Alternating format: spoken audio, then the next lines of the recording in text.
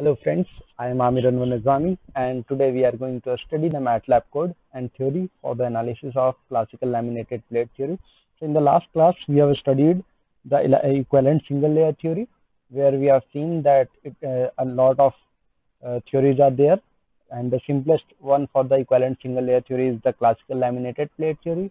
Then we will discuss the first order shear deformation theory, then the Reddy's higher order shear deformation theory, and further we will discuss the quasi three-dimensional shear order higher order shear deformation theory, and so on. So first, we have already discussed about the classical plate theory, the concepts.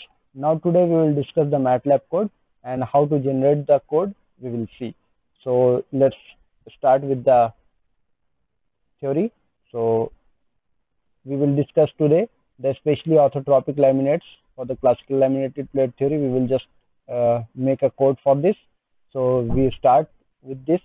So here we will develop analytical solutions of especially orthotropic laminates for a classical laminated plate theory. So here we have seen the word especially orthotropic. So especially orthotropic, we know this, that when the lamina fibers coincide with the laminate axis, then we say that it is especially orthotropic laminates, whether it coincides with the x direction or y direction. So we say that the orthotropic laminates are especially orthotropic when the axis of the fibers or lamina coincide with the laminate axis.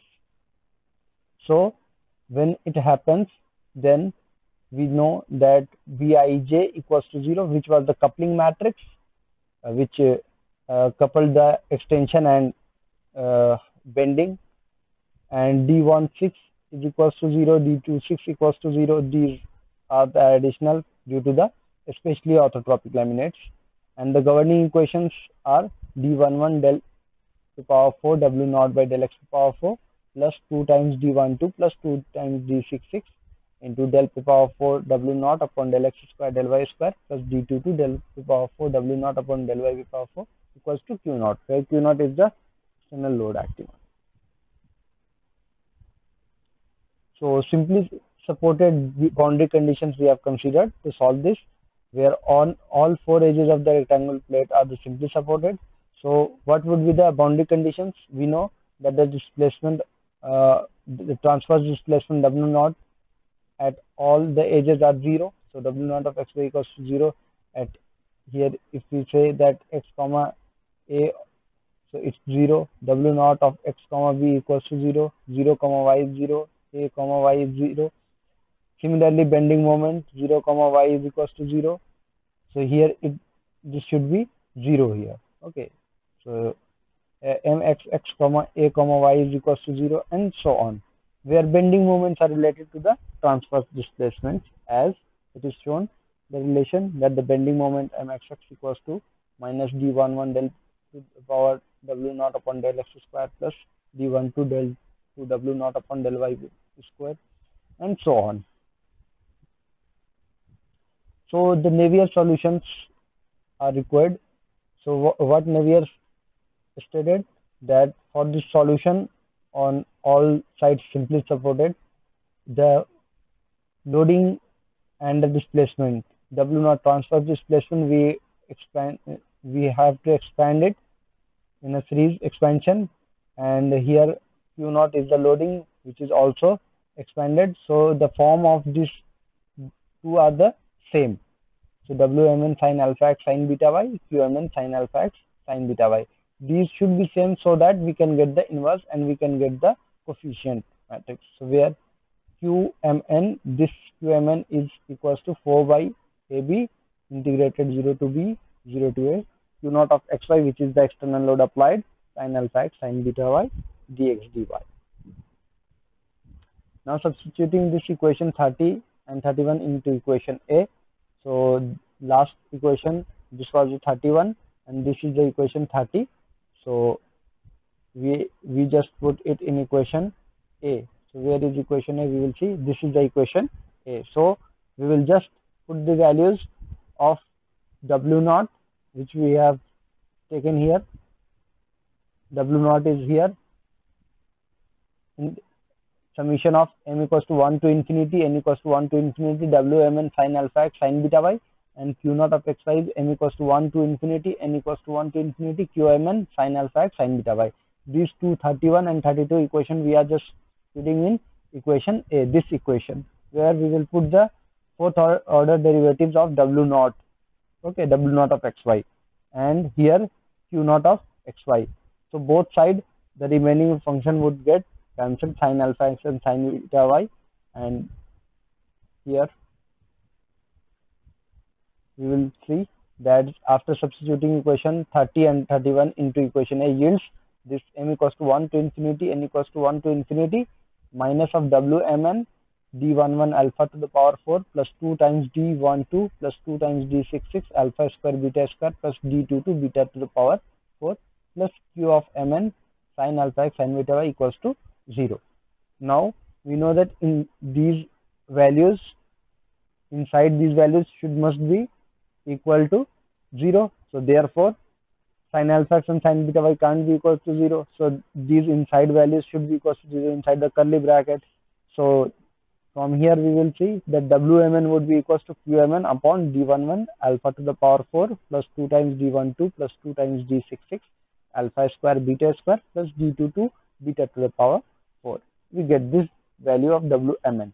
So if we get this equation coefficient Wmn, then right we have seen back that W naught of xy, this was the unknown displacements, and this unknown displacement W naught of xy is nothing but m equals to 1 to infinity, n equals to 1 to infinity, Wmn sin alpha x sin beta y. So we already knew the coefficient Wmn.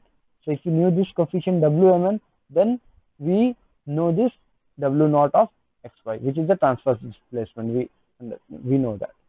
So right now we, from the equation 34, we know this value. So now for the sinusoidally distributed load Q naught of xy, that is equals to Q naught sin pi x by a sin pi y by b, where m equals to 1 and n equals to 1. So Qmn equals to Q naught, m equals to 1, n equals to 1, and Qmn equals to Q naught is known. Therefore we can find Wmn by substituting Qmn equals to Q naught in equation 34. So we have just seen that we can find this value because Qmn is known to us.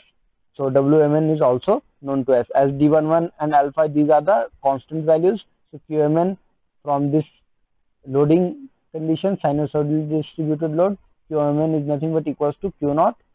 So therefore this Qmn is equals to Q naught upon this value. So Wmn would be known to us. So if we found Wmn, then we will substitute value of Wmn in equation 30, and hence we will get the unknown W naught of xy, and W naught of xy would be equals to nothing but summation m equals to 1 to infinity, n equals to 1 to infinity, Wmn sin alpha x sin beta y. But for this sinusoidally distributed load, we know that m equals to 1, n equals to 1, so no need to have this summation sign. So therefore W11 sin alpha x sin beta y would be the values for W naught xy. Hence we got W naught of xy. Therefore now we can find the stresses, moments, etc. So the in-plane stress can be computed as, how we can find the in-plane stress? So sigma xx, sigma yy, and sigma xy, these are the in-plane stresses. So that would be equals to minus z times q11 bar, q12 bar 0, q12 bar, q22 bar 0, 0, 0, q66 bar. These are 0 because we have seen q16 bar, q26 bar are 0 as the special case of the especially orthotropic plates. We have these additional conditions. For this kth lamina into second order differentiation of this partial different derivatives of this. So after substituting W naught of xy equals to Wmn sin alpha x sin beta y values in equation 36, which is this equation, we will just put the value and we will differentiate with partial derivatives of this 2 times. Then we will get here sigma xx, sigma yy, and sigma xy of k is equals to z times m to infinity. This should be infinity, sorry.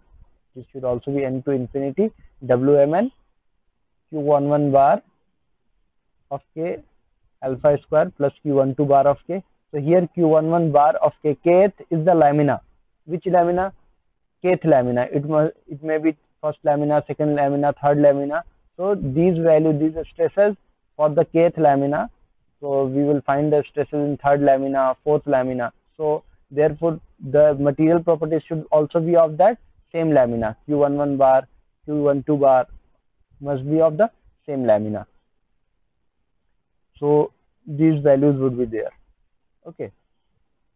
And the interlaminar stresses sigma xz, sigma yz and sigma zz are identically zero when computed from the constitutive equations in classical laminated plate theory. So we know that the assumptions from the classical laminated plate theory that reduces the stresses sigma xz, sigma yz, sigma zz to be zero. So therefore, however, it can be computed using the three-dimensional stress equilibrium equations for any z k. Z is greater than equal to zk and less than equal to zk plus 1, means any lamina we can find the three-dimensional stress equilibrium equation. So from help of the three-dimensional stress equilibrium equations, we will find the interlaminar stresses, but from constitutive equations we cannot find that.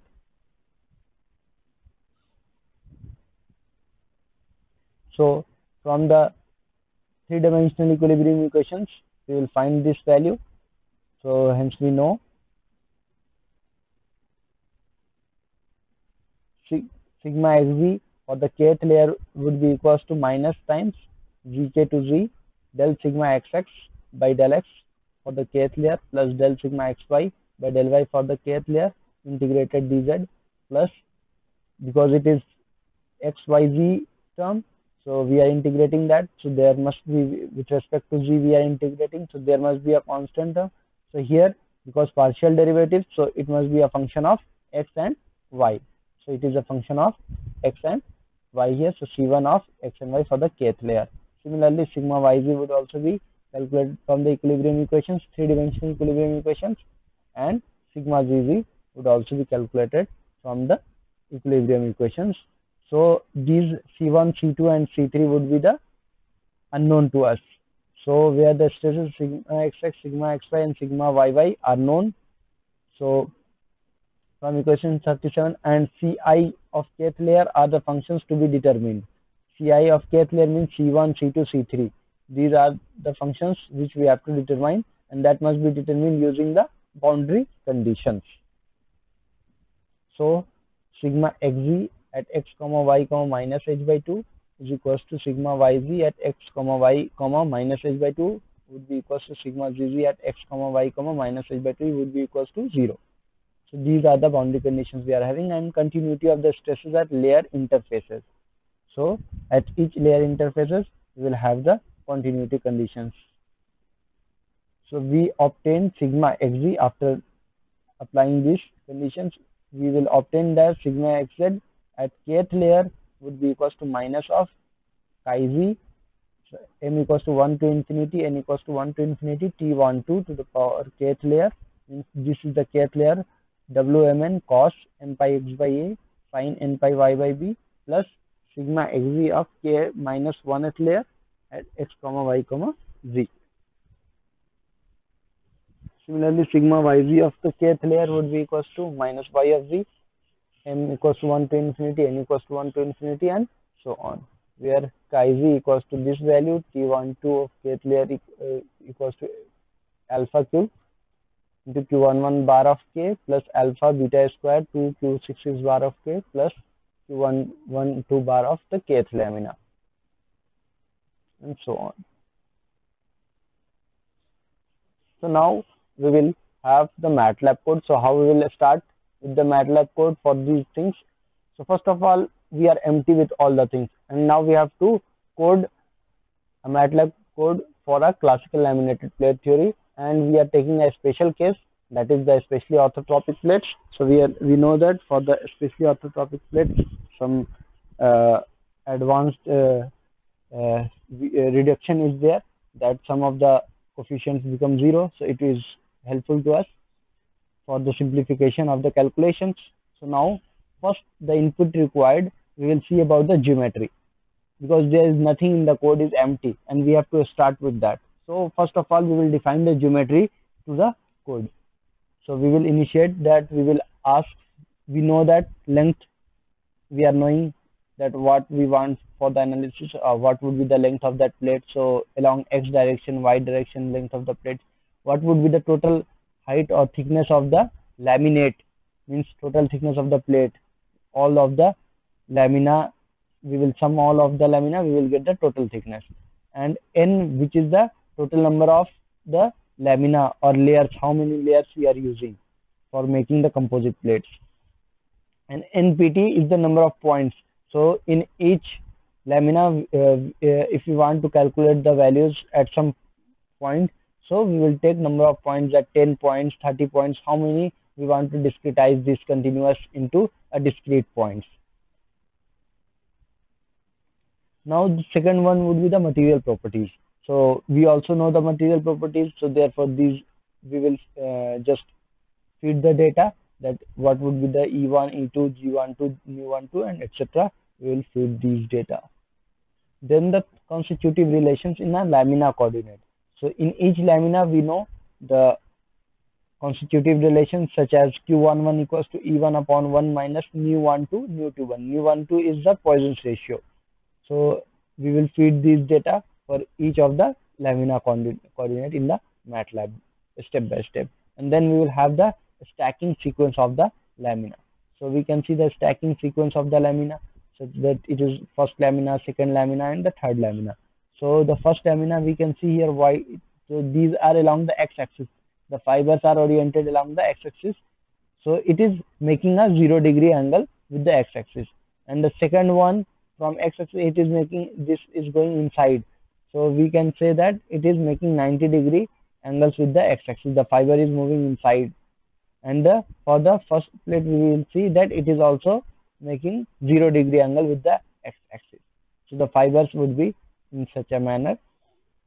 So it will ask that for the layer k equals to 1 to n, where n is the number of layers, so 1 is to 3. So for if the loop will run for the first layer, so input for the first layer. So theta, we know that we have to transform in the degree, because we directly want to put the values in degree, so 0 degree, 90 degree. But we know that in the code it reads the radians, so we have to convert that degree to radians. So we will just make this application theta equals to pi theta upon 180. So constitutive relation in a laminate using transformation matrix. So now we will just have the constitutive relation in a laminate, means complete plate, not individual lamina, but a complete plate. We will have the constitutive relation. So that would be Q11 bar equals to Q11 n to the power 4 plus Q22 bar n to the power 4 plus 2 into Q12 plus 2 Q36 m square n square, where m and n is the cos theta and sin theta. Now the sixth point what we have, we know that unknown field variable calculations. Now we will have to find the unknown field variable. So we got that Wmn is nothing equal, that would be equals to Qmn upon d11 alpha to the power 4 plus these value. So we will now write this formula there. So we will get Wmn from there. So we can write W of xy, that would be the function that would be equals to Wmn sin alpha x sin beta y. And then finally we will calculate all the stresses and strains and displacements from there. So now we will go to the MATLAB and let's start the code. So this is our MATLAB code which I have written for the classical laminated plate theory, and our boundary condition simply support a rectangular laminated composite plate. And input data required, we have seen the geometry, so we will just see the geometry one by one. Then we will go for the material properties of the lamina. Then we will write the constitutive relation in lamina coordinates, then the stacking sequence of the lamina, then writing the constitutive relation in laminate using transformation matrix, and then find the unknown field variables calculation, and then the stress computation and the stress calculation and strain displacements, strain and also displacement calculation.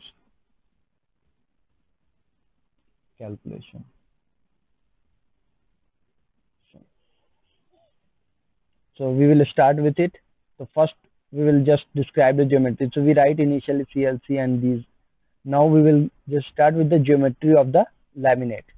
So in geometry, Lx is the length of the plate in the x direction, and Ly is the length of the plate in the y direction, and h is the total height of the plate in z direction. Okay, and n is input into the number of lamina or layers.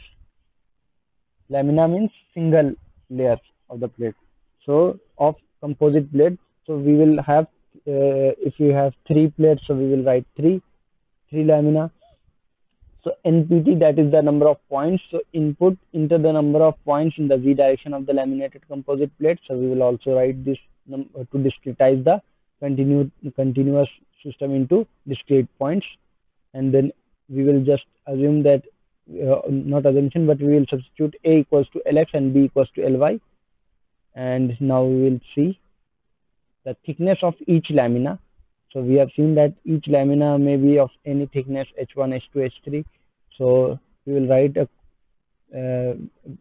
initially we will have sum equals to 0, and for I equals to 1 is to n plus 1, we will write these value where we will get the thickness f print into the thickness of lamina of ith layer. So we will see this value. So sum would be sum plus thickness, and from that output would be the layer interfaces. So first interface, second interface, third interface, we will get this value of the interfaces for different lamina. Then we will have the material properties of the lamina. So here laminate is made of same material properties but different orientation. We are not changing the properties of the material but changing the orientation. So if we change the orientation, then our Q value, Q11, Q12, Q13, Q22, these values would change. Q11 bar and Q22 bar, sorry, those values would change because after the orientation would take place, then the bar value. So here Q11 is nothing but E1 upon 1 minus mu12, mu21, and so on. These values are specified here. So these constitutive relation is in lamina coordinates. So for each lamina, these would be same. But when it would be transformed into a laminate, then these would be the transformation matrix would be there with it. Now, a specific coordinate points for computation, we will just calculate some stresses and displacements at some specific points. So those values are fed here, that where we want to calculate these values. And now the start of load cases. So we may have the sinusoidal load case we will describe here. So sinusoidally distributed load we are considering. Now the stacking sequence of the lamina. So theta values, that the first lamina is oriented with the 0 degree, second is 90 degree, third is again 0 degree. So we will just give this value. So it will ask for those values, that f printf into the orientation of the ith layer. So it will take our I equals to k we have made. So it will take first layer 0 degree, second layer 90 degree, third layer 0 degree. So it will feed it. So theta would be input the fibers, theta, then it would be transformed into radians, and m would be equals to cos theta, n would be equals to sin theta. So therefore the transformation matrix, so constitutive relation in laminate using transformation matrix would be this. So Q11 bar equals to Q11 into n to the power 4 plus Q2 to n to the power 4 plus 2 times Q12 plus 2 times Q66 m square n square, where m and r the cos theta and sin theta. So these would be the transformed matrix, and here Q11 and Q12 were the lamina coordinates or constitutive equations for the individual lamina, but here it is for the laminate complete plate. It would be the transformation with the transformed matrix. So we will get Aij matrix, Bij matrix, and Dij matrix. These matrix we will get from here. So we know that if we get a matrix from there, so A11, A12, A16 all can be found out. So in such a manner that a matrix of 1 comma 1 would be A11 and so on. Now the solution process starts. So we will write a matrix C11 hat, C12 hat and so on. After simplification, we will get C hat would be equals to this matrix, and F vector, which is a force vector, which we know that only Q naught is the load applied from the sinusoidally load applied from the top. So this would be the case, only sigma z would be there.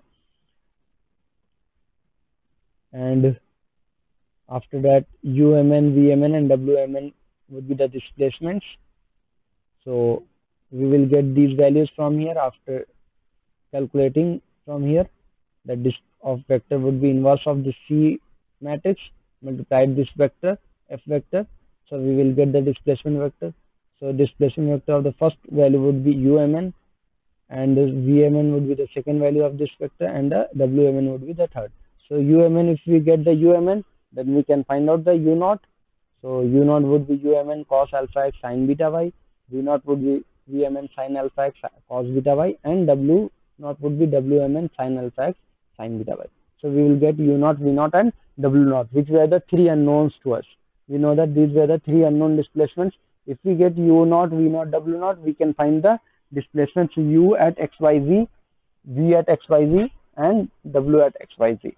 So now some here we have just considered some special also cases that if we want for the anti-symmetric cross ply, and those so we will see it later. So the main thing here that we have written those values, and we will calculate U, V, W. So U, V, W are calculated, which U is a function of xyz, V is also a function of xyz, and W is also a function of xyz, because a constant, we have assumed that a constant is nothing but xmn plus g chord umn. So in this way it would be the function of x, y and g functions. So we will calculate from here the in plane strain epsilon xx, epsilon yy and gamma xy from here, and in plane stresses would be nothing but we know that sigma xx is q11 bar epsilon xx plus q12 bar epsilon yy, and 16 bar is 0 for this, so we will not have that value. Similarly, sigma yy would be equals to q12 bar epsilon xx plus q22 bar epsilon yy, and tau xy would be q66 bar gamma xy. And we also know that out of plane stress from constitutive equation we cannot find, that is the sigma xg, sigma yg and sigma zg from the constitutive equations we cannot determine for the CLPT, classical laminated plate theory, but from the equilibrium equations we can find those values. So we will use the equilibrium equations condition and we will find that. So tau of xg value using the equilibrium equations condition UEQ, we will have this formula. So we will have this written, this formula. So we have already seen in the theory right now. So we will just write that code. Finally, g coordinate, and we will just have all these values stored in this sigma xx, sigma yy, xy, and so on. All these values would be stored in this function, and then output would be here. So further we will have the normalization. So we will normalize u bar, v bar and w bar in such a manner that u displacement what we will find, we will normalize with these values.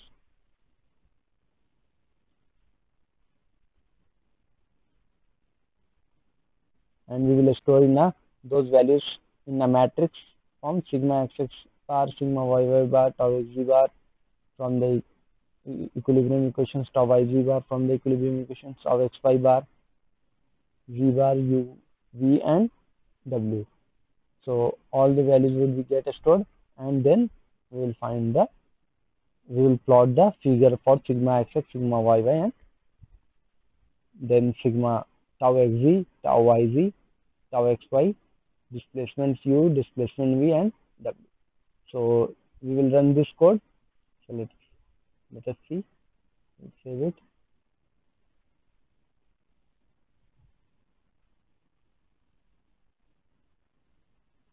So what it is asking first, enter the value of the length of the plate in x direction.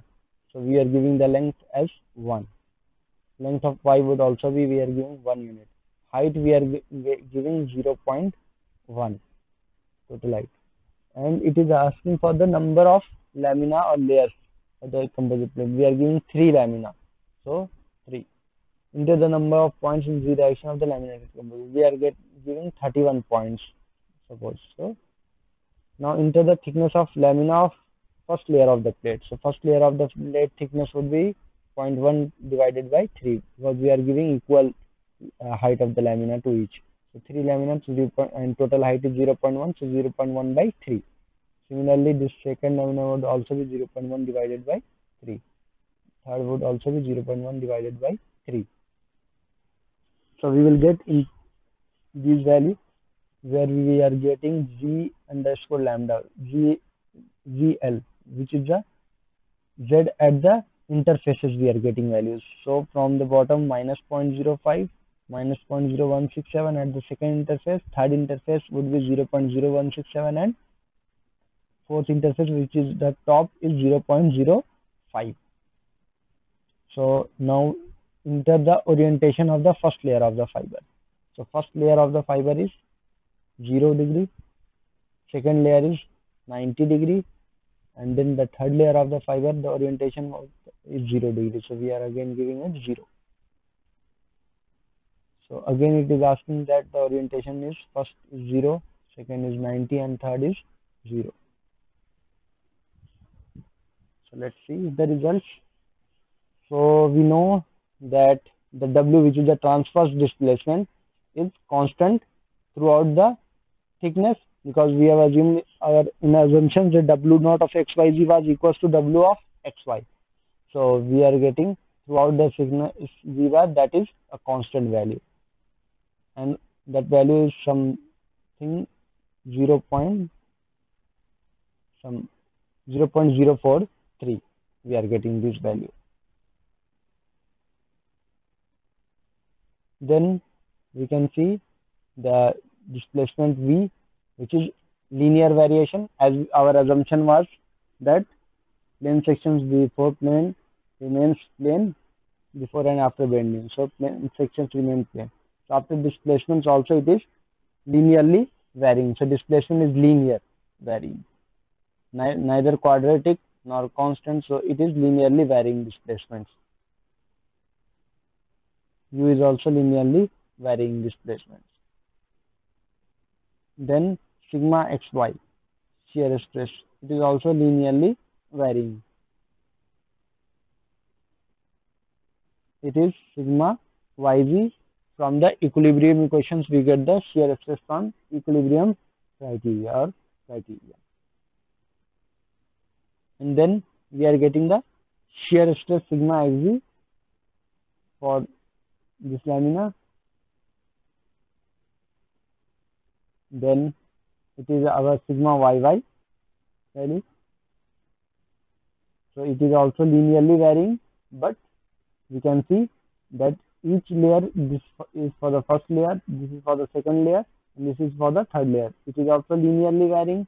It is also linearly varying in the second lamina, and also in the first lamina it is linearly varying. But due to the change in the orientation, the material properties would change. The material value, the value of that Q11 bar, Q22 bar would change due to the orientations. So different orientation, 0 degree, 90 degree, again 0 degree. So these orientation will change the value. So when multiplied with the strain, so this value would also change. So there would be a jump at the interfaces. So we can see the jump at the interfaces. But at within each lamina, the stresses are, we can see that the stresses are linearly varying. And it is also sigma xx in plane stresses. So we can see that this stress is linearly varying in the first lamina. The second lamina it's also linearly varying, and third lamina it's also linearly varying. So there would be the jump at the interfaces Okay, because the stresses were linear, displacement was linear. So we have seen that the strain were also in plane strain were also linear in our theory. So if that was linear, so therefore the stresses would also be linear, but there would be the jump at the interfaces because due to the change of the properties of the material. So we have seen the stresses and the displacements from the MATLAB plot of a classical laminated plate theory. So we can also analyze something we can see from here. Observe that our stresses here for this third lamina and for the first lamina, we can see it is going outward, and for the mid lamina it is very small value. So what does it state? So we can see from here that for the first one is 0-degree lamina. So along the x direction, because we are calculating sigma xx, so along the x direction the fiber is also elongated, is also aligned along the x direction. So it is coinciding with the direction of the fibers, and the direction of the plate, that is the lamina, is along the same axis. So it is much stronger in the fiber direction. So we can see that it can take a lot of stresses. Okay, a lot of stresses it can take in the first lamina, also in the third lamina, because third lamina is also considering the along the 0-degree axis, yani x axis coinciding. So it can take very large values applied loads. But the mid lamina is having a 90-degree orientation with x axis of the laminate. So therefore we know that in the transverse direction to the fiber, the strength is much smaller than the strength in the fiber direction. So therefore we can see the stress would be much smaller in this direction. Similarly, we can see for the another case, that is sigma yy. So sigma yy, what would happen? That the stresses in the yy direction. So for that yy direction, the first lamina would have a 90-degree orientation with that. So therefore for the y-axis, the fiber direction would be 90-degree with that. So therefore the stress would be very small for the 90-degree orientation, and this would coincide with the y direction because 90-degree axis with the x. So therefore it is 0-degree axis making with the y direction or lamina. So it can take stresses a large value because it would lie along the fiber direction. So therefore it can take a very large or huge stress. Again, in the third lamina, then the x-axis and this value would be very small because the fiber would be normal to it, transferred to this direction. So therefore it can take the very small stresses.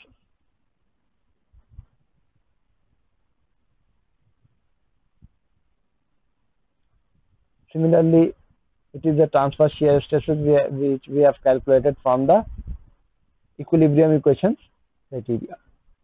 So three-dimensional equilibrium equations give us this stress, shear stress, right, and which is sigma xg, and we have also found the sigma yg value.